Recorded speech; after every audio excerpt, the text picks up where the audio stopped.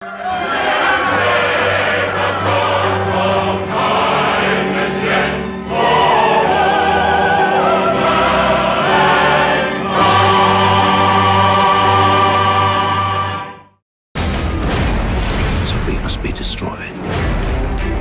great flood is coming.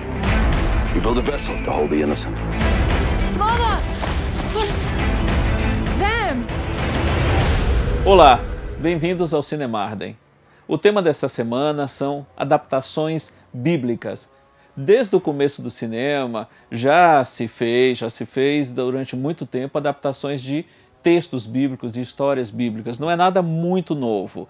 Não é algo assim muito continuado. De tempos em tempos você tem alguma adaptação de um texto bíblico e, na maioria das vezes, sempre causa polêmica. Os mais puristas sempre reclamam de que aquela história, aquela versão cinematográfica não é fiel à verdade que consta do texto bíblico. Mas são filmes que, na maioria dos casos, atraem um grande público, mesmo os que não gostam ou reclamam, terminam indo ver o filme para depois ter o que reclamar. E existem casos também que são de unanimidade. Um deles, por exemplo, é Os 10 Mandamentos, feito em 1956 pelo Cecil B. DeMille. Ele que já havia feito no final da década de 20 a primeira versão dele de Os 10 Mandamentos, ainda na época do cinema mudo. Essa versão de 56, estrelada pelo Charlton Heston no papel do Moisés, é uma das histórias adaptadas da Bíblia assim, mais icônicas, né? A famosa cena da abertura do Mar Vermelho é uma cena, ainda hoje, passados quase 60 anos, muito impactante. Outro filme também marcante, apesar de não ser uma história bíblica, uma história inventada, mas conta algo que aconteceu no período de Cristo, que é a história do Ben-Hur, também vivido pelo Charlton Heston, um filme de 1959, dirigido pelo William Wyler. Tem em duas passagens da história um momento em que o Ben-Hur se encontra com Jesus Cristo. Um momento, depois de mais ou menos 40 minutos, uma hora de filme, e mais próximo do final da história, ele revê Jesus Cristo no momento da crucificação. É um filme que, apesar de não ser inspirado diretamente num texto bíblico, mas é contextualizado na época de Jesus Cristo. E é um filme que agradou bastante aos cristãos. Mas, como eu já disse, polêmica sempre existe quando você adapta uma história bíblica. E a década de 80 tem dois grandes exemplos polêmicos, provocados por adaptações, coincidentemente da mesma história, o nascimento e a vida de Jesus Cristo. Em 1985, o francês Jean-Luc Godard contou nos dias de hoje a história de Maria, e o seu filme Je vous salue Marie foi proibido em muitos lugares, inclusive no Brasil, a pedido da igreja. Na época, pediu ao então presidente José Sarney e o filme foi proibido no Brasil. Pouco tempo depois, em 1988, Martin Scorsese realiza A Última Tentação de Cristo. O filme não chegou a ser proibido, mas a igreja empreendeu um boicote generalizado. Os padres pediam aos seus fiéis que não fossem ao cinema ver este filme. Mas o curioso é que o filme, dirigido pelo Martin Scorsese, que é um católico fervoroso, foi coroinha, quase foi padre. Ele disse uma vez que quando era criança ele só tinha dois caminhos a seguir, ou se tornar padre ou se tornar um mafioso. Ele terminou descobrindo uma terceira via e se tornou cineasta. Mas ele sempre foi muito ligado à tradição católica. E esse filme em particular, muitos criticaram demais o filme sem tê-lo visto. É um filme que discute a fé e reforça sobremaneira a questão da fé no Cristo, a fé católica. E essa polêmica terminou, claro, promovendo o filme, mas no final das contas ela não se justifica. Mais recentemente, em 2004, teve o filme do Mel Gibson, A Paixão de Cristo, que fez muito sucesso. É o maior sucesso de uma adaptação bíblica na história do cinema. Foi um filme relativamente barato, bancado pelo próprio Mel Gibson. O filme custou pouco mais de 20 milhões e teve um faturamento próximo a $500 milhão. E foi um filme endossado pela igreja, um filme que provocou muita polêmica pela postura antissemita que o filme tem, mas os católicos gostaram bastante. E agora nós temos o Noé, que antes mesmo de seu lançamento já provocou um pouco de polêmica também. Noé, que é dirigido pelo Darren Aronofsky, você até se surpreende de ver um diretor como esse, ele que começou carreira fazendo o Pi. 322 times 491. 158,102. Que é um filme que parte da teoria matemática, bem interessante. Ganhou fama mundial com seu filme seguinte, Requiem para um Sonho, que fala de vícios, de drogas e outras coisas. Foi premiado bastante há pouco tempo com O Lutador.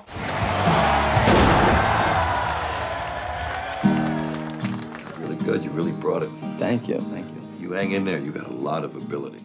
E principalmente com o seu trabalho anterior, O Cisne Negro, que deu o Oscar de melhor atriz para Natalie Portman. How do you know where I live? I have my way. É um cineasta que fez boa parte da sua produção de maneira independente. E quando ele aparece com uma superprodução produzida com um orçamento generoso de quase $150 milhões por um grande estúdio, você já fica, no primeiro momento, até preocupado. Mas é possível ver neste filme do Noé, dirigido pelo Darren Aronofsky, estrelado pelo Russell Crowe, que muito daquilo que ele costuma defender na sua filmografia está presente em Noé. Ele tomou algumas liberdades.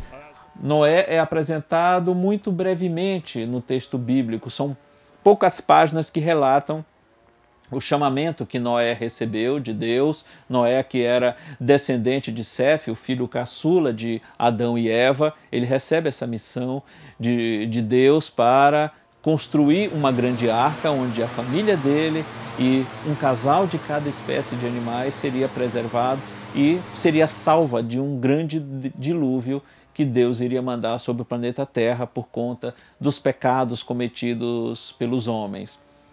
Ele cria neste filme um antagonista para Noé, coisa que na Bíblia não existe, vivido pelo Ray Winstone. Deixa bem claro o estilo de vida de Noé em contraponto ao estilo de vida dos outros homens. Noé é vegetariano, é um pacifista, é um homem que vive em harmonia com a natureza, enquanto os outros homens, liderados pela personagem do Ray Winstone, são pessoas que destroem tudo, vão derrubando árvores e extraindo todas as riquezas que a Terra tem, esgotando todas as riquezas naturais do planeta. E são carnívoros também. Então há um contraponto bem marcante entre a personalidade dos dois.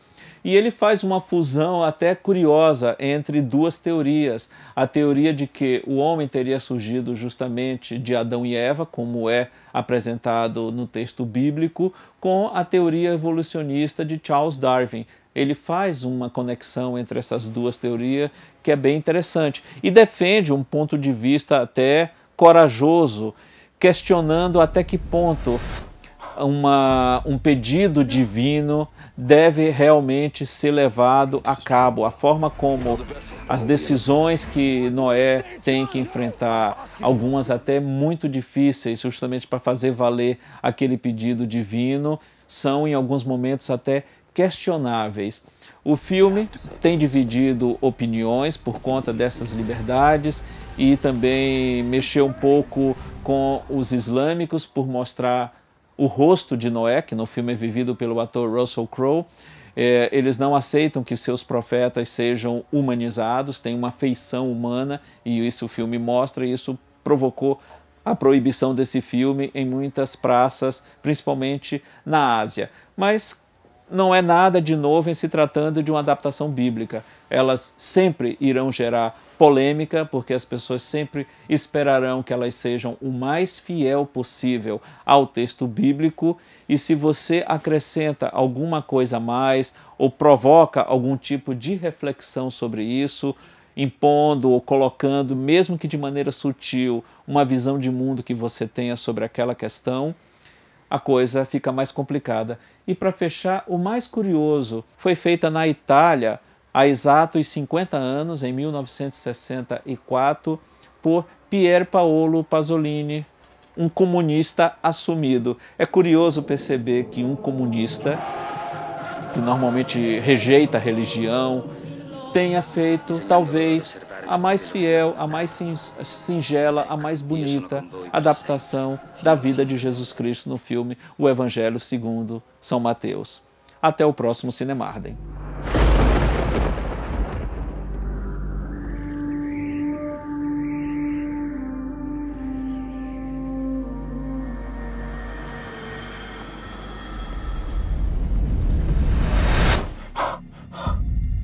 No.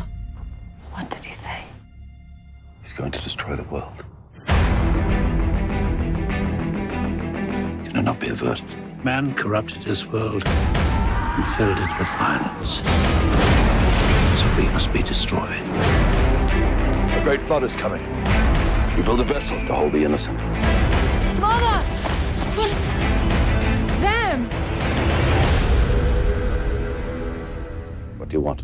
Did you really think you could protect yourself from me in that? It's not protection from you. I have men at my back, and you stand alone and defy me? I'm not alone. When they come, they will be desperate and there will be many.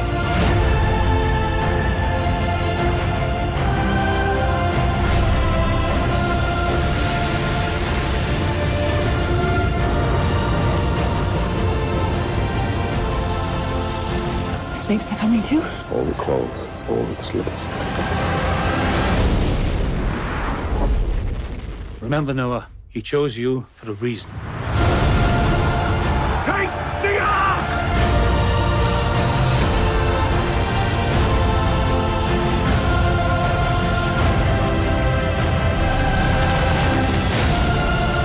Choice was in your hands, Noah.